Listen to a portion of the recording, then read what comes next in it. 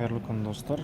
Біз қазір Майнда Франкфурт қаласының әуежайындамыз. Біз мұнда транзиттік залға тоқтадық. Мен Алматыдан Нью-Йоркқа ұшып бара жатырмын. Біздегі рейс ауыстыру нүктесі Франкфурт болады. Маған қызық көрінген жағдай бұл немістердің тексеру жүйесі болды.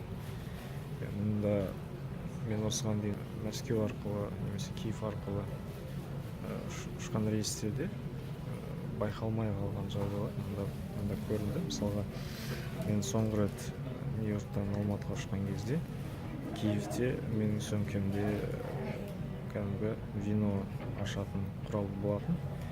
Оған ешкім өңделмеген еді. Дәл сол кішкентай затты, құралды осында байқап қалдым. Сөмкемнің ішінде одан басқа фотоаппараттар, компьютер бар болатын. Одан басқа бірнеше девайстар болатын. Оларға мен ойладым, соның ішінде бір нәрсе ескерілген шығар, соны қарайтын шығар деп едім. Бірақ олар дәл сол вино ашатын құралды сұрады. Оны алып көрсеттім, көрді, сосын қайтарып берді. Одан кейінгі жағдай дәл сол жерден тексеруден өтіп, өзімнің ұшаққа мінетін есікке баратын жолда тағы да ұзын кезекте тұрдық.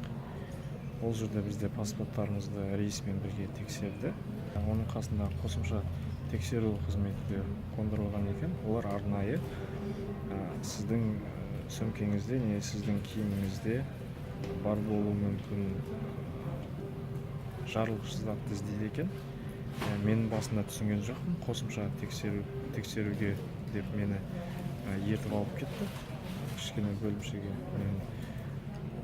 Мен ойладым, сөмкемнің ішіндегі фотоаппараттардан бір нәрсе шыққан шығар. Немесе менде мұнда семейдің бауырсағы бар болатын. Сосын бір шай салып алған болатын. Құрғақ өнімдер негізі өткізуге болады деп ойлаған. Мүмкін мен Франкфуртта ереже басқа шығар деп, мүмкін соларды ескеру үшін, қарау үшін сұрады деп ойладым. Бірақ олар олай істеген жоқ. Сөмкені ашуды сұрап, сөмкені ашып көрсеттім. Одан кейін олар арнайы бір эксплуатациялық қағаз алды да, сонымен менің ремейіме, менің сөмкемнің іштеріне жағып көрді де, сол қағазды бір аппаратқа салып жіберді. Сөйтіп бір нәрсе тексеріп жатыр. Маған өте қызық болды, ол не нәрсе екен деп. Сөйтіп сұрасам, олар сол жарылғыш заттың элементтерін дәл солай тексереді екен. Яғни сіз жарылғыш затты сөмкеңізге салған болсаңыз, ол жерде оның элементтері қалып қояды. Сөйтті, оны олар жаңағы қағаздың сенсорларымен жұқтырып алып, соны аппаратқа салып тексереді. Менің екі сөмкемді тексерді, менің белдігімнің астыларында тексерді. Сөйтті де рахмет деп қайтадан кезекке шығарып салды. Бір байқаған, олар үндемей сол жерде тұрады екен. Кезекте тұрған адамдарға жақсылап мән беріп, олардың психологиясын зерттеуге тырысады. Яғни қолайсыз бір нәрсе алып алған кісілер әрине ыңғайсызданып тұрады. Яғни психологиялық қобалжу болады, соны олар байқауға тырысады.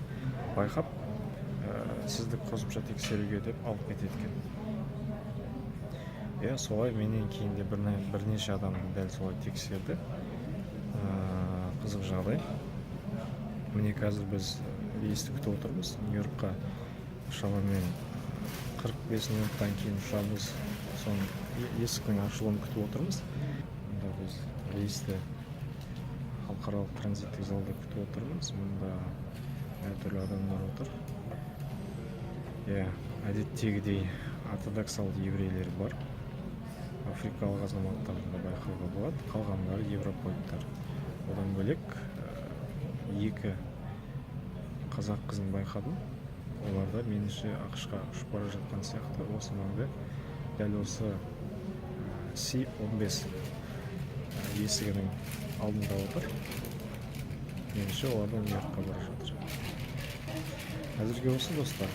Алдағы уақытта тағы да қызық ақпараттармен бөлісуге тырысамын.